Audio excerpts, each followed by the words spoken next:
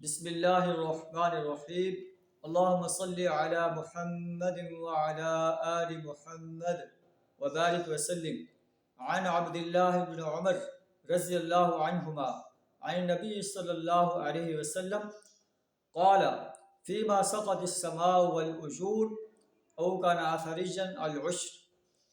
حضرت عبداللہ بن عمر رضی اللہ عنہما بیان کرتے ہیں کہ نبی صلی اللہ علیہ وسلم نے فرمایا، وہ زمین جو بارش یا چشمے سے سیراب ہو، یا وہ زمین جو خود بخود سیراب ہو، اس میں سے 10واں حصہ جو ہے وہ عشر لیا جائے۔ اور وما سقط بالنزح نصف العشر، اور جو ہے کھیتی کنویں یا کنویں کے پانی سے سینچی جائے۔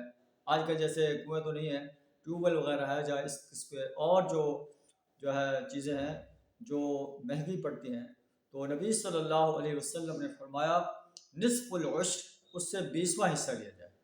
اسلام کتنا آسانی فراہم کرتا ہے انسان کے لیے کہ زکوٰۃ جو ہے 2.5% دی جائے۔ عشر جو ہے جو بارش سے یا اپنا دوسرے قدرتی ذرائع سے زمین سیراب ہوتی ہے، اس کا 10واں حصہ لیا جائے۔ اور جو پانی جس پہ پیسے لگتا ہے، اس سے 20واں حصہ جو ہے اللہ لیتا ہے۔ کتنا آسان اللہ تعالیٰ جو ہے ہم سے آسانی فرما رہا ہے۔ اللہ سے دعا کریں ہمیں بھی اپنے مالوں کی زکوٰۃ اور پیداوار کا عشر جو ہے ادا کرنے کی توفیق عطا فرمائے۔